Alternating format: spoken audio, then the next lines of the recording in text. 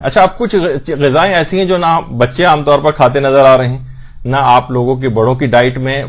باقاعدہ طور پر اس کو شامل کیا جاتا ہے، اور اس کے کتنے روحانی اثرات ہیں۔ مثلا انار، وسائل الشیعہ میں باقاعدہ عبداللہ ابن سنان امام جعفر صادق علیہ الصلوۃ والسلام سے نقل کرتے ہیں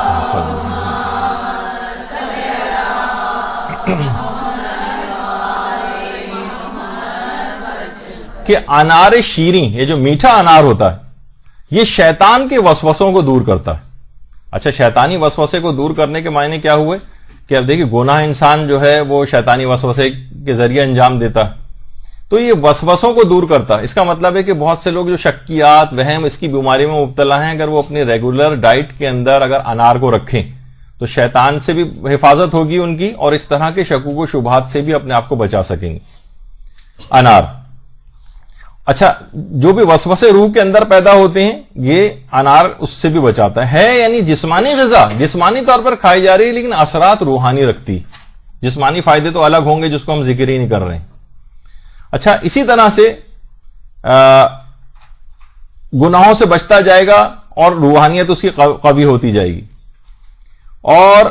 یہی وجہ ہے کہ ہمارے چھٹے امام یہ جملہ بھی ارشاد فرماتے ہیں، اللہم صلی علی محمد۔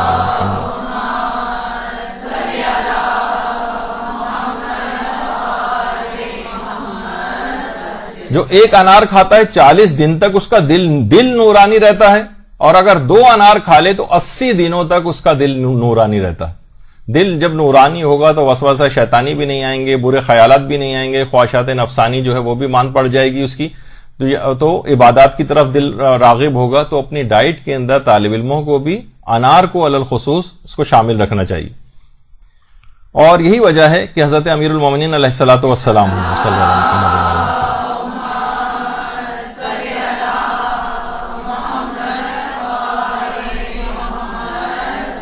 کیونکہ پیغمبر فرما گئے تھے کہ ہر انار کے اندر ایک دانہ ضرور جنت کا ہوتا ہے، تو امیر المومنین پورا ایک انار کھایا کرتے تھے، اور اس میں شیئر بھی نہیں کراتے تھے کسی کو، اس کے لیے الگ سے انتظام کر دیتے ہوں گے، لیکن کہتے تھے کہ کیونکہ ایک دانہ ضرور انار کا ہے، کون سا ہے یہ پتہ نہیں، تو اس وجہ سے انسان وہ جنتی دانہ کھا کر سوچیے اس کا دل کتنا نورانی ہوگا۔ تو ایک اس لحاظ سے بھی ہے، اور ظاہر ہے کہ آپ قرآن کے اندر بھی دیکھتی ہیں کہ باقاعدہ قرآن کی آیات بھی انار کے متعلق 3 مقامات پر قرآن کے اندر، ایک سورہ انعام میں 2 جگہ پر ذکر ہے، اور ایک سورہ رحمان کے اندر انار کا ذکر الگ سے آیا ہے۔ تو بہرحال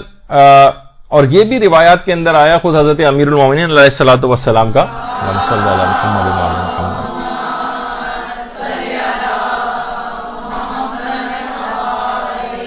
کہ بچوں کو انار کھلاؤ، کیونکہ بچے اس کو کھانے کے بعد جلد بولنے لگتے ہیں۔ تو جسمانی فائدہ بھی ایک ہے کہ چھوٹے بچوں کو جن کو بولنے کی ذرا بھی ڈیلے ہو رہا ہو، یا ان کو اس سے جلدی بولنے کی ان کے اندر صلاحیت پیدا ہو جاتی ہے۔ اور چھٹے امام اس پھل کو پھلوں میں سب سے بہترین پھل بھی قرار دیتے تھے،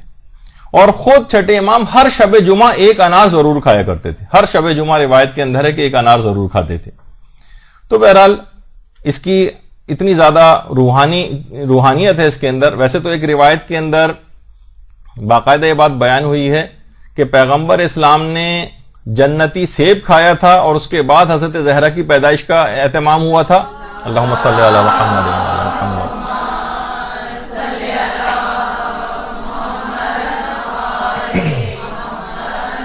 اور بعض جگہوں کے اوپر جنتی انار کا تذکرہ بھی۔ تو بہرحال خود بھی انسان اس کو کھائے، کیونکہ وسوسہ شیطانی سے بھی جو ہے یہ بچاتا ہے، اور پیغمبر یہ بات بھی فرماتے تھے کہ اگر کوئی شخص انار کھاتا ہے تو شیطان 40 روز تک اس پر غضبناک رہتا ہے، یعنی شیطان کو بہت شدید تکلیف پہنچتی ہے کہ کس طریقے سے اس شخص کو اپنے جال کے اندر پھنسائے، کیونکہ وجہ اس کی یہ ہوتی ہے کہ اس کے اوپر کوئی شیطانی وسوسہ کارگر نہیں ہو رہا ہوتا۔ تو پیغمبر فرماتے ہیں 40 روز تک ایک انار کھانے کی وجہ سے شیطان غضبناک رہتا ہے، تو اس کے اتنے روحانی اثرات بھی ہیں۔ اسی طریقے سے ایک دوسری چیز جسے عام طور پر بچے، تو کبھی بہت سے بچے ایسے ہیں شاید انہوں نے کبھی چکھی بھی نہ ہو، کشمش جو ہے، لیکن کیا ہے کہ بہار الانوار کی 63ویں جلد میں حضرت امیر المومنین علیہ الصلوۃ والسلام فرماتے ہیں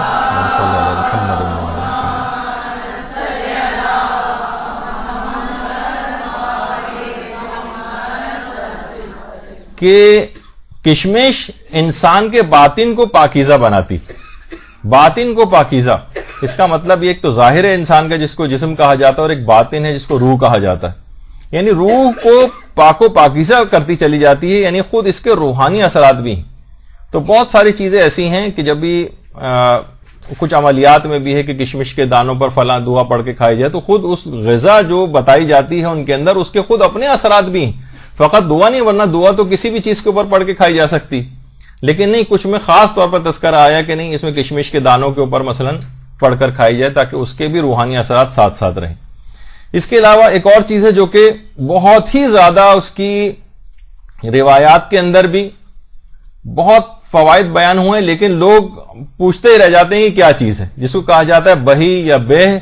یا سفرجل جس کو کہا جاتا ہے، یا کوئنس انگلش میں اس کو کہا جاتا ہے۔ یہ اگر کسی جگہ مل جائے، کسی مارکیٹ میں باقاعدہ تلاش بسیار کے بعد بھی اگر مل جائے تو بہت غنیمت ہے کہ اتنی زیادہ اس کی تاکید بیان ہوئی ہے کہ ہمارے چھٹے امام جعفر صادق علیہ الصلوۃ والسلام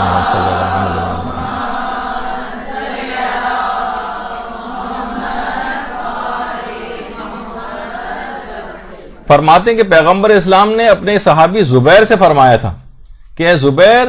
بہی کھایا کرو، کیونکہ یہ دل کو آرام پہنچاتی ہے۔ اور اس کے بعد پیغمبر نے دو روحانی خصوصیات کا تذکرہ کیا، ایک تو جسمانی اعتبار سے دل کو آرام اور سکون پہنچانے والا پھل ہے، یہ کہا کہ زبیر بہی جو ہے وہ بخیل کو سخی بناتی ہے اور بزدل کو شجاع بناتی ہے۔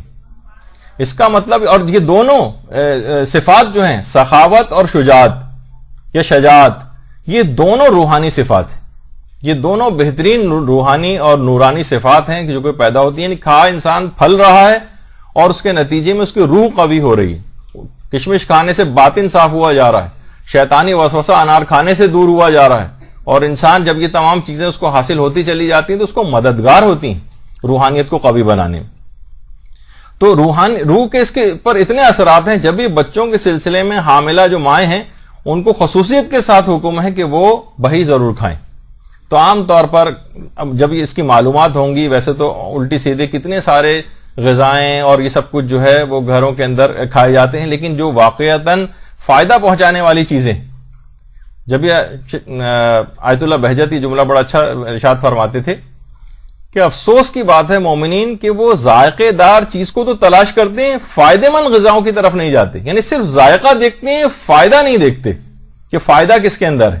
تو ان تمام چیزوں کو اپنی غذا ڈائٹ میں بچوں کو بھی استعمال کرانا چاہیے، اور کہ ان کے روح اور جسم دونوں اس سے طاقتور ہوں گے۔ تو اچھا، گناہوں کے مقابلے میں دیکھیے کہا جاتا ہے کہ انسان اس وقت گناہ کرتا ہے جب اس کی عقل کمزور ہوتی، جیسے جیسے عقل، کیونکہ خود گناہ کرنا بے عقلی یا کم عقلی کی دلیل ہے۔ مثلا کسی کو پتا ہے کہ اس کا لازمی نتیجہ مجھے اس نقصان کی صورت میں اٹھانا پڑے گا، پھر بھی اس کام کو کرے تو بے عقلی کا کام ہے یا نہیں؟ تو جو بھی شخص جتنا زیادہ گناہ گار ہوتا ہے وہ اتنا ہی زیادہ بے عقل ہوتا ہے۔ اب عقل کو کیسے بڑھائیں؟ تو روایات میں ایک چیز آئی ہے کہ وہ غذاؤں کے اندر اس کو شامل کرنا چاہیے جسے کہا جاتا ہے سرکہ۔ باقاعدہ وسائل الشیعہ کی ایک روایت ہے کہ سرکہ عقل کو قوی کرتا ہے، عقل کو قوی کرتا ہے۔ اچھا، عقل جتنی بھی اب قوی ہوگی اس کی روح قوی ہوگی، روح جتنی قوی ہوگی گناہ کم ہوں گے۔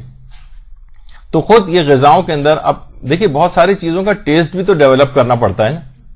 وہ پیزا اور برگر کھانے والے بچے، ان کو ایک دم سے سرکہ اور سفرجل اور ان چیزوں کے اوپر کیسے آپ لے کر جائیں گے؟ تو بہت ساری چیزیں ایسی ہیں کہ آپ کو غذاؤں میں ملا کر دینی پڑیں گی۔ بہت سے بچے بظاہر اس کے سامنے لا کر وہ ناشپاتی نما بہی آپ رکھیں گے، کبھی نہیں کھائے گا، تو وہ آپ فروٹ چاٹ کے اندر کاٹ کے اس کو جو ہے وہ ڈال دیجئے، جس طریقے سے امرود یا سب چیزیں پڑی ہوتی ہیں، کسی طریقے سے تو اندر ان کے جسموں کے اندر جائے، خود آپ بھی کھانے کا ٹیسٹ ڈیولپ کریں اور بچوں کو بھی ٹیسٹ ڈیولپ کروائیں۔ بہت سی چیزیں ایسی ہوتی ہیں جو بظاہر شاید شروع میں، اول تو یہ سب ذائقے دار چیزیں ہیں، لیکن شروع میں ہو سکتا ہے کسی کو پسند نہیں آ رہی ہوں تو اس کو ٹیسٹ آہستہ آہستہ آہستہ کر کے ڈیولپ کروانا پڑے گا۔ اچھا، اس کے علاوہ کچھ تو پھل ایسے ہیں جیسے یہ خربوزہ، باقاعدہ بحر الانوار کی جو 59ویں جلد ہے اس میں پیغمبر اسلام کی ایک روایت ہے،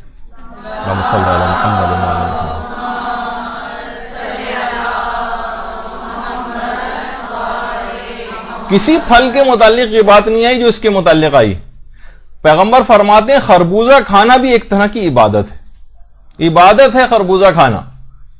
تو آپ دیکھیں کہ جب وہ کوئی کام عبادت والا ہوگا تو آپ کی روحانیت پر کتنے اثرات کو مرتب کرے گا. تو یہ اپنی غذاؤں کے اندر شامل کرنا چاہیے. تو اس طرح کی بہت ساری پاکیزہ غذائیں ہیں. اور خورما, یہ تو عام طور پر بجائے اس کے کہ فضول قسم کی سویٹ ڈشیں ہوں جو نقصان پہنچانے والی ہیں, اگر میٹھے کے طور پہ بھی اچھا, اس میں بھی ایک وہ ہوتی, وہ والی, ہم اس کھجور کی بات نہیں کر رہے جو عام طور پر مل رہی ہوتی ہیں. کہ صاحب نے کہا بھائی اس ٹھیلے کے اوپر سے کہ اس پہ کمبل تو ہٹاؤ تاکہ کھجور نکالوں. اس نے کہا مکھیاں بیٹھی ہوئی تھی اس کے اوپر, وہ کمبل سمجھ رہا تھا. تو وہ گندی والی کھجوریں یا جن کا ذائقہ اچھا نہیں ہوتا وہ والی نہیں. ڈبوں کے اندر بھی ایسی آتی ہیں جن کا ذائقہ اچھا نہیں, بچوں کو آپ انٹروڈیوس کرائیں گے تو ہو سکتا ہے وہ ریجیکٹ کر دیں اس کو. تو انسان جب اتنے زیادہ فائدے رکھنے والی چیزیں تو تھوڑا سا پیسہ ان کے اوپر خرچ کر دے اور اچھی کوالٹی کی چیز خرید کے لے کر آئے. تو خرمے کے متعلق بھی یہ ملتا ہے. اور کہ اگر عورتیں حالت نفاس میں, یعنی جس کے ہاں بچے کی پیدائش ہوئی ہے, وہ اگر اس دوران وہ کھائے تو ظاہر اس کے بعد بچے کو دودھ پلانے کا ایک مسئلہ جو ہے وہ شروع ہوتا ہے, اس کے مسائل ہوتے ہیں. تو بچہ اس کے نتیجے میں بردبار بنے گا. دیکھیے بہت بڑا مسئلہ ہائپر قسم کے جو بچے ہیں یا غسیلے قسم کے بچے ہیں, اکثر و بیشتر لوگوں کے سوالات جو ہے وہ مسلسل جو ہے علماء کے پاس بھی جاتے دیکھے ہیں, خود ہمارے مدرسے میں بھی اس طرح کے جو آتے ہیں کہ کیا کریں کہ جو بچہ بہت ہی زیادہ غسیلہ ہے, بہت گھر کا جو ہے ماحول جو ہے خراب ہوا ہے, تو بچہ بردبار ہوگا اگر ماں مثلا دوران حمل کھجور کھائے گی یا دودھ پلانے کے عرصے کے دوران کھجور کھائے گی. اور بردبار ہونا دیکھیے یہ بھی ایک ویسی صفت ہے, ایک روحانی طور پر بہترین صفت ہے. ساری زندگی اس کی اچھی گزرے گی انسان جتنا بردبار ہو, ورنہ غصے کی حالت میں وہ لوگوں کو نقصان پہنچاتا ہے. اور علماء کی اپنی اس کے اندر بھی جو ہم دیکھتے ہیں کہ اکثر و بیشتر کہیں ہوتے ہیں تو ان کے قہوہ وغیرہ ہوتا ہے یا کوئی نہ کوئی اس طرح کا پھل جو کہ فائدے مند چیزیں ہوتی ہیں وہ ان کی نشستوں کے اندر ہوتی ہیں. اور اسی طرح سے ہمارے 8ویں امام امام علی رضا علیہ الصلوۃ والسلام صلی اللہ علیہ وسلم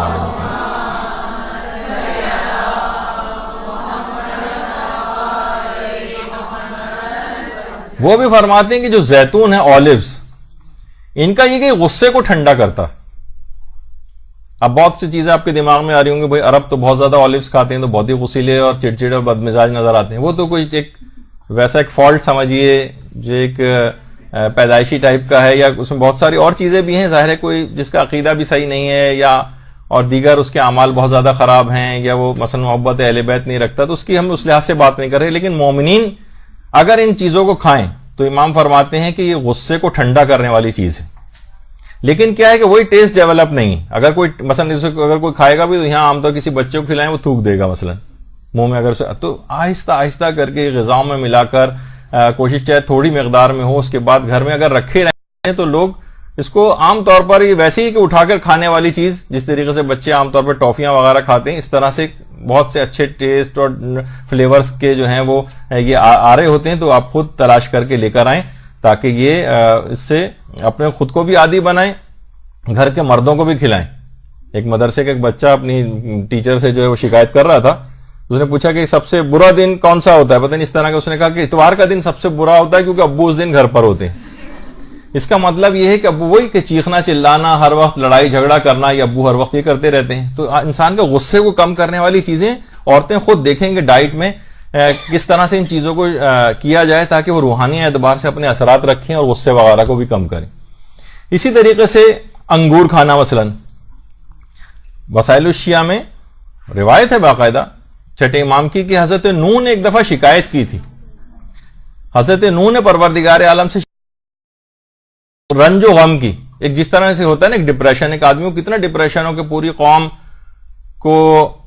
عذاب کے پوری یعنی 950 سال تک جو ہے زندگی گزاری ہو اور لوگ ایمان نہیں لا رہے ہوں, یہاں تک کہ عذاب خدا آیا اور پوری دنیا اس کے نتیجے میں ختم ہو. کتنا دکھ کرب حضرت نوح کو ہوا ہوگا, کتنا ڈپریشن ہوا ہوگا اس کے نتیجے میں, جس کو غم کہا جاتا ہے. تو حضرت نوح کو باقاعدہ جب انہوں نے شکایت کی تو پروردگار کی طرف سے وحی آئی کہ اے نوح انگور کھاؤ.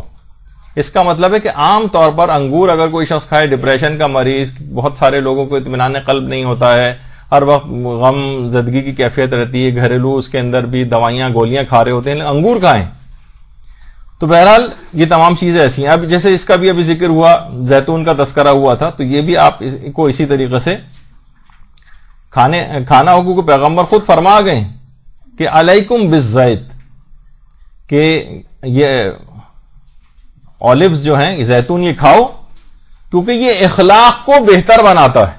زیتون اخلاق کو بہتر بناتا ہے.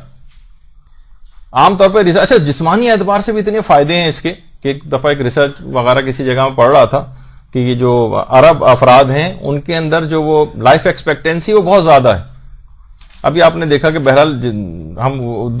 بہت سے حوالوں سے جو گفتگو نہیں کر رہے, صرف جسمانی اثرات کے حوالے سے کہ عربوں کو ہم دیکھتے ہیں, ابھی بادشاہ کا بھی انتقال ہوا 91 برس کی عمر میں, باقی بھی وہاں پہ لوگ عام طور پر 89 ایئرس شاید ایک ایوریج لائف ایکسپیکٹینسی وغیرہ کچھ علاقوں کی ہے. تو وہاں کے لوگ آلیوز جو ہیں زیادہ کھاتے ہیں. تو جو بھی یہ جسمانی اعتبار سے بھی فائدے ہیں, ٹھیک ہے بہت سے لوگوں کو ظلم و ستم کی وجہ سے روحانی کوئی فائدہ نہیں ملے گا, لیکن ایک جسمانی فائدہ تو ملتا ہے. تو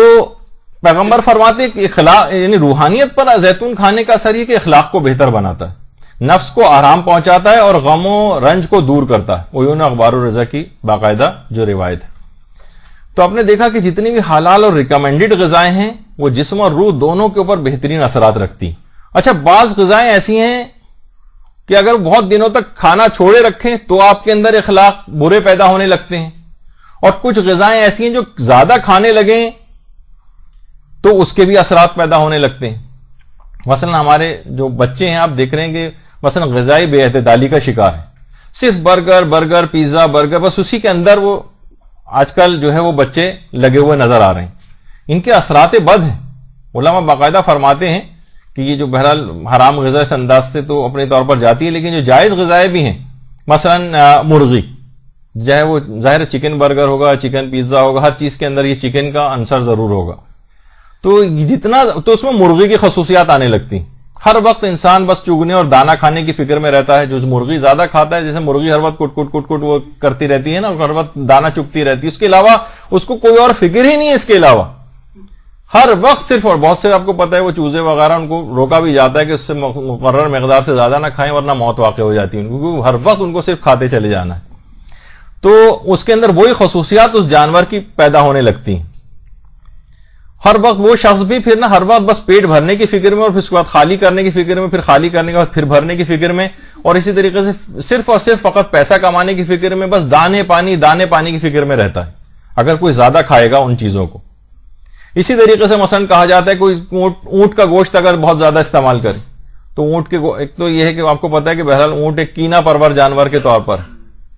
تو کینا کا مرض اس کے اندر بہت زیادہ کھاتا چلا جا رہا ہے. جب یہ روایت میں بھی یہ بات آئی کہ اپنے پیٹ کو جانوروں کو قبرستان نہ بناؤ. اچھا بہت سارے ایسی ہیں کہ ہماری میڈیکل سائنس میں بھی اگر کوئی شخص بہت زیادہ گوشت کھاتا ہو, یعنی واقعتاً بہت زیادہ کھانا, ایک تو ہوتا ہے ایک آدھ بوٹی کا بھی اس طرح سے ڈال کے کھا لی, لیکن ایک ہوتا ہے لوگ کھاتے چلے جا رہے ہیں بہت زیادہ ہر وقت کا گوشت کھانا. تو اس سے کیا ہے, جسمانی اعتبار سے بھی مثلا کارسینوما آف کولوریکٹم ہماری بیماری ان افراد کے اندر زیادہ ہوتی ہے جو زیادہ گوشت کھاتے ہیں, ایک خاص قسم کا کینسر. اچھا جو بالکل چھوڑ دے گوشت کھانا اور مکمل ویجیٹیرین ہو جائے, وہ بھی ایک بے اعتدالی ہے, سیروسس آف لیور, باقاعدہ جگر کی خاص بیماری اس کو وہ لاحق ہو جاتی ہے ایسے افراد کو زیادہ تر. اور روایت میں اگر کوئی شخص گوشت بالکل کھانا ترک کر دے, بہت سی روایت میں تو یہ بات بھی آئی ہے کہ 40 روز تک اگر اس نے گوشت کھانا ترک کیے رکھا تو اس میں ناپسندیدہ اخلاق پیدا ہو جاتے ہیں. امیر المومنین علیہ الصلوۃ والسلام فرماتے ہیں.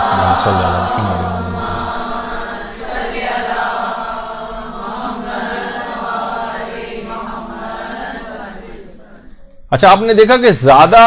اگر گوشت کھائے گا اس کے بھی الگ اس کے اثرات ہوں گے, دل سخت ہونے لگتا ہے. 40 روز تک گوشت بالکل چھوڑے رکھے گا تو اخلاق ناپسندیدہ ہونے لگتے ہیں.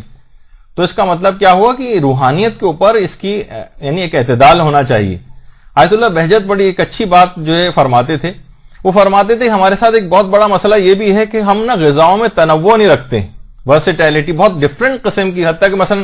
ہوتا ہے نا کہ آپ نے کوئی سا بس ایک ناشتہ, بہت سارے لوگ روز آنا ناشتے میں انڈا بس کھاتے چلے جا رہے ہیں. کہتے نہیں, اس کو چینج کریں, کبھی کوئی چیز ہونی چاہیے, کبھی کوئی چیز ہونی چاہیے, کبھی کسی انداز کا ہو, کبھی مثلا کوئی کھانا آپ نے کھا لیا, کبھی صرف چائے کے ساتھ مثلا کوئی بسکٹ لے لیا, کبھی کسی انداز سے کھایا آپ نے, کبھی کسی انداز سے کھائے, یعنی اس کے اندر بہت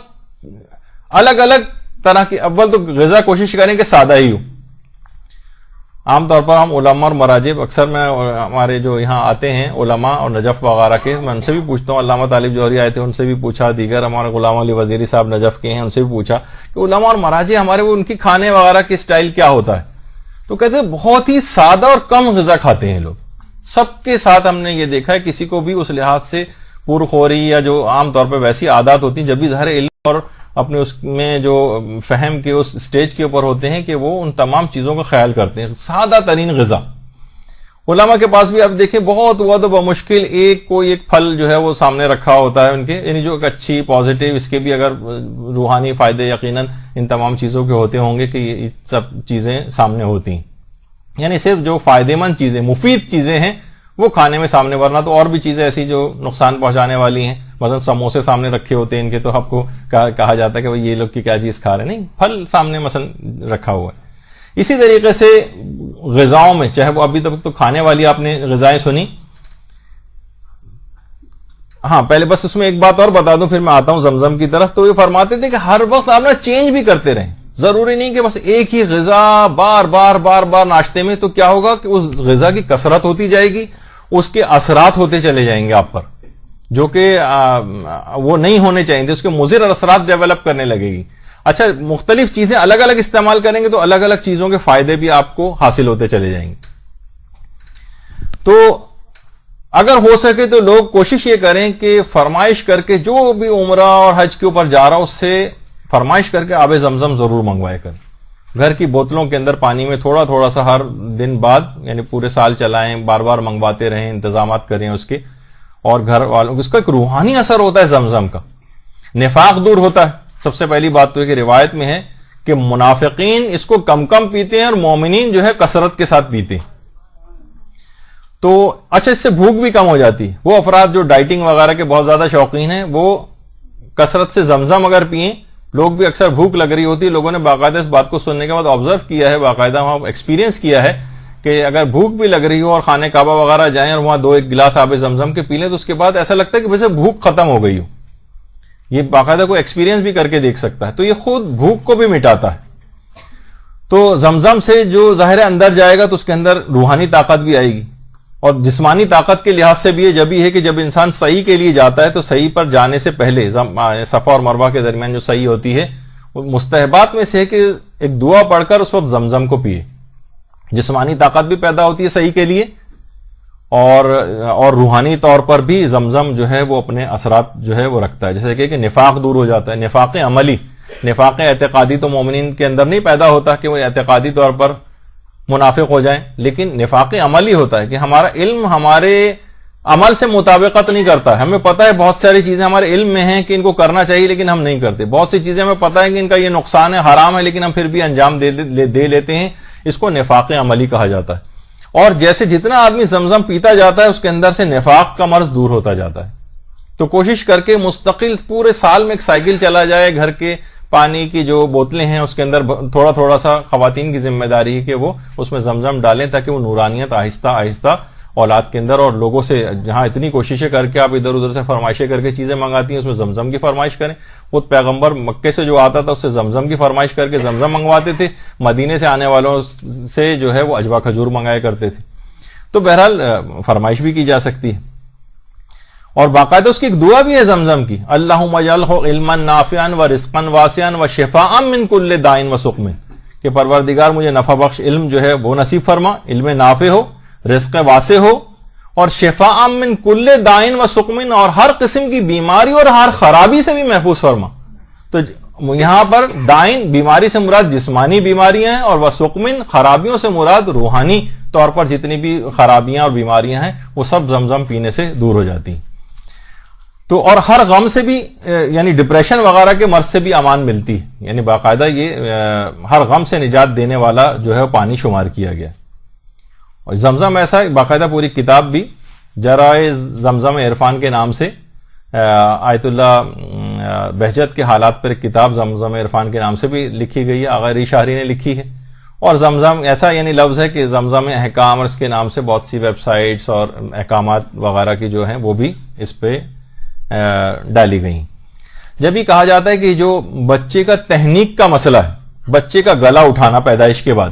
جسے پہلی غذا جو گٹھی پلائی جاتی ہے اس کو گلا اٹھانا جس کو کہا جاتا ہے, تو اس کے اندر بھی مستحب ہے کہ اس کا پہلے سے انتظام کر کے رکھنا چاہیے کہ یا تو اصلی تربت امام مظلوم کی جو مٹی ہے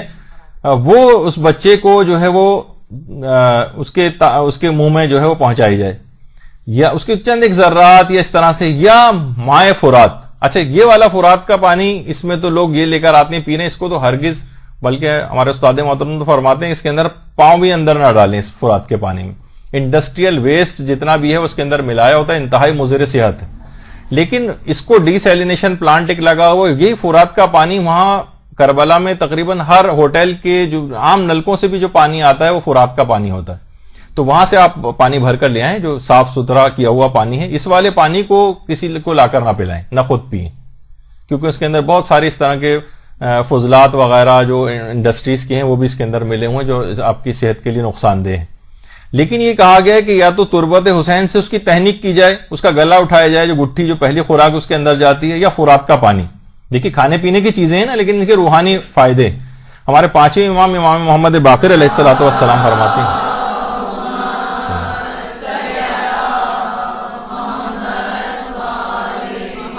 کہ حنکوا اولادکم بماء الفرات و تربت الحسین. تو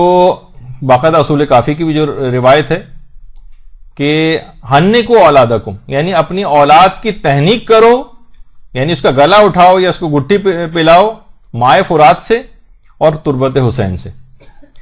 اچھا اگر یہ نہ ملے تو پھر روایت میں آیا کہ مثلا بارش کے پانی سے بھی تہنیک کی جا سکتی ہے, ورنہ کھجور سے بھی تہنیک کی جا سکتی ہے. اچھا حنکو سے مراد یعنی اس کو باقاعدہ کھلانا نہیں ہے,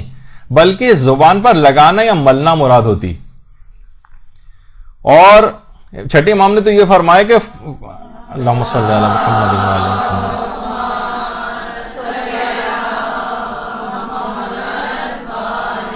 کہ ہر قسم کی امان بچے کو مل جاتی, ہر قسم کی برائی سے امان مل جائے گی, ہر قسم کی شر سے اس کو امان مل جائے گی اگر اس کو ان چیزوں سے اس کی تہنیک کی گئی. اور باقاعدہ کھجور سے تہنیک کا حکم بھی یہ بھی موجود ہے. آیت اللہ برجردی کی جو کتاب جامع احادیث شیعہ ہے اس میں باقاعدہ پیغمبر کی ایک روایت کھجور کے سلسلے میں یہ ہے کہ پیغمبر اسلام نے امام حسن اور امام حسین کی تہنیک کھجور کے ذریعے کی تھی.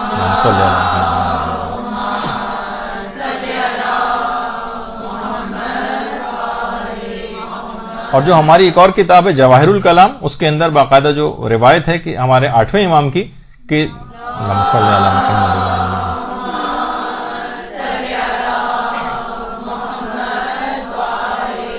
کہ اگر تربت امام مظلوم نہ ملے تو شہد سے تہنیک کرو, شہد سے.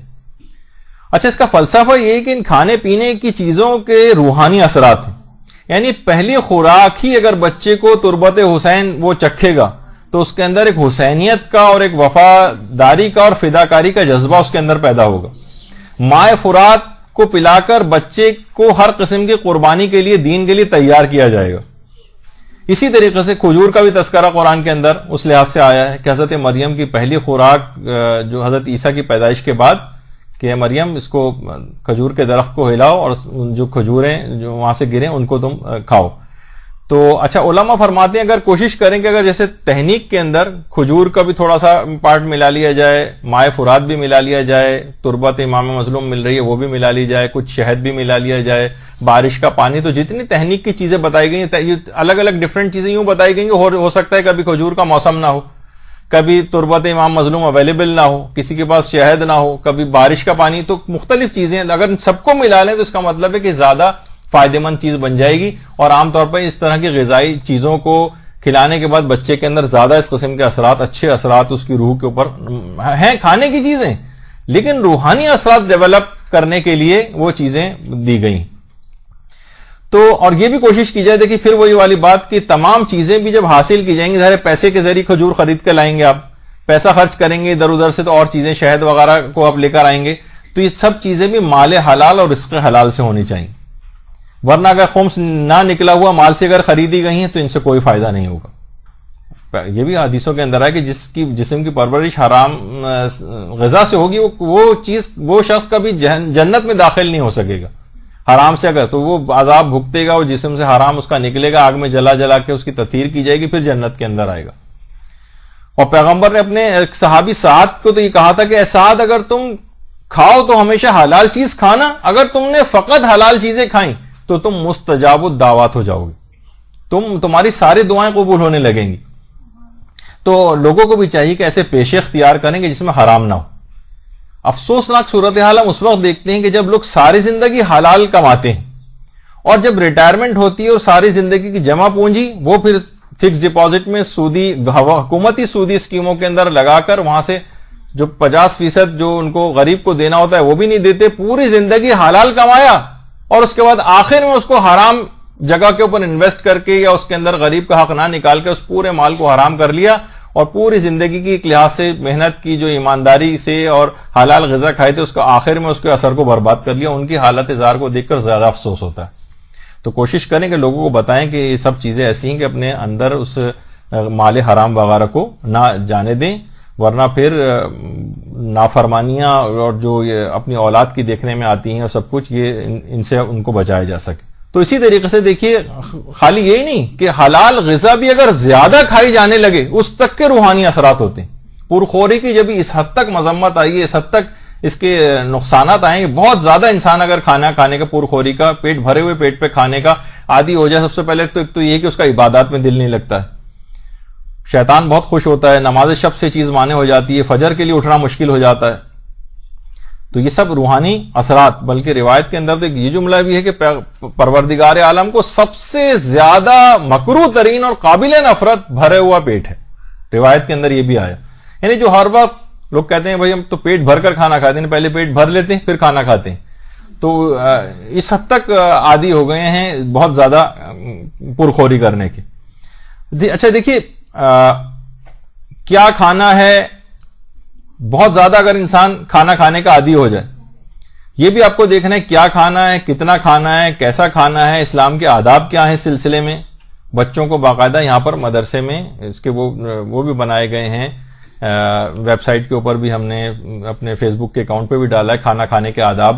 جو ہے وہ اس کے اندر دیکھا جا سکتا ہے کہ جب تک مثلا بھوک نہ لگے آپ کھانا نہ کھائیں, جب تک پیاس نہ لگے آپ جو ہے وہ پانی نہ پئیں, جو اسلام کا اصول ہے. تو واقعی یہی وجہ ہے کہ آپ نے دیکھا ہوگا افطار کے وقت کیوں آپ اتنا زیادہ, مومن کو یعنی سب سے زیادہ جو خوشی حاصل ہوتی ہے 2-3 موقع روایت میں بتائے گئے ہیں, اس میں ایک ہے وقت افطار خوشی. پورے دن کی شدید پیاس کے بعد جب وہ پانی پیتا ہے تو واقعی شکر خدا دل اس کا خوش ہوتا ہے. پورے دن کی بھوک کے بعد جب وہ کوئی چیز کھاتا ہے تو واقعی اس کو لذیذ محسوس ہوتی ہے. تو یہ تمام چیزیں ایسی ہیں کہ ہم نے خود ہی کھانا میں اس وجہ سے ہمیں لذتیں بھی اتنی ویسی نہیں رہیں کہ ہم بہت زیادہ اس کو استعمال کرنے لگے. حتیٰ کہ آیت اللہ بہجت تو کہتے تھے کہ عرفانیات کے جو طالب علم ہیں کہتے تھے کہ زیادہ پانی پینے سے بھی روحانیت کم ہوتی. ٹھیک ہے میڈیکل سائنس آپ کو کہہ رہی ہوگی کہ بہت دن میں اتنے زیادہ پانی پینا چاہیے, لیکن بہرحال وہ کہتے تھے کہ روحانیت کے جو علم عرفانیت سیکھنے کے لیے ان کے پاس طالب علم آتے تھے تو پانی کم پینے کی تاکید کرتے تھے ان کو. اچھا پھر وہ آیت اللہ بہجت باقاعدہ افسوس کرتے تھے کہ افسوس ہے کہ ہم لوگوں کے علم کے اندر ایک بے برکتی ہو گئی ہے, پہلے کی طرح کے علمی مقامات کو حاصل نہیں کر پا رہے ہیں لوگ. عمل میں بے برکتی ہو گئی, پہلے کی طرح کے لوگوں کے عمل ایسے نہیں ہیں. عمروں میں بے برکتی ہونے لگی ہے, جلد اموات ہونے لگی ہیں. فکری انحراف کی سب سے بڑی وجہ کہتے تھے کہ جو فکری انحراف ہے اس کی ایک بڑی وجہ غذاؤں کی بے اعتدالی. آیت اللہ بہجت فرماتے تھے مال حرام, مال مشکوک, تو وہ یہ فرماتے تھے کہ لوگ لذیذ غذاؤں کی تلاش میں تو جاتے ہیں لیکن مفید غذاؤں کی تلاش میں نہیں جاتے. تو بس ذائقہ اچھا لگے چاہے وہ مضر صحت ہو. آیت اللہ بہجت یہ بھی انہوں نے بڑی اچھی بات ایک لکھی کہ نجف کے ایک معمر ترین, یہ تو خیر میں اس لحاظ سے کہ آپ کو دماغ میں رہے, ہر ایک کی آپ دیکھیں 100 سال 90 سال 95 سال اس میں علمی بہار کے اوپر ہوتے ہیں, درس خارج وغیرہ دے رہے ہوتے ہیں, اور کتنی ان کی عمریں, لیکن کوئی جسمانی طور پر کوئی بیماری نہیں ہوتی. اور آیت اللہ وحید خراسانی 90 سال سے بھی متجاوز ہیں. آپ دیکھیں قریب کی نگاہ بھی خراب نہیں ہے, اور دور کی نگاہ البتہ کہ اس کے لیے چشمہ لگا دیں, قریب کی نگاہ آپ دیکھیں کہ وہ پڑھ رہے ہیں بغیر اس کے جو ہے قرآن مجید. تو آیت اللہ بہجت فرماتے ہیں کہ 100 سال سے زائد عمر کے ایک نجف میں ایک بزرگ تھے, وہ کہہ رہے ہیں انہوں نے پوری 100 سال کی عمر گزار دی تھی لیکن آج تک کبھی بھی نہ کوئی دوا استعمال کی تھی نہ کسی طبیب اور ڈاکٹر کے پاس گئے تھے. تو ان سے پوچھا گیا باقاعدہ کہ آپ 100 سال آگا آپ نے عمر گزار دی ہے اور آپ پھر بھی کسی طبیب اور ڈاکٹر کسی دوا کو آپ نے آج تک استعمال نہیں کیا، کیا اقدامات آپ نے ایسے کیے ہیں، کیا آپ بیمار کبھی نہیں پڑے؟ تو انہوں نے بڑا عجیب اچھا جملہ کہا یہ فقط میں نے تابع شریعت ہو کر غذا کھائی، کمن و کیفن، یعنی کتنی کھانی ہے اور کون سی کھانی ہے اور کب کھانی ہے، ان سب میں میں نے دستورات شرعی کا خیال کیا ہے،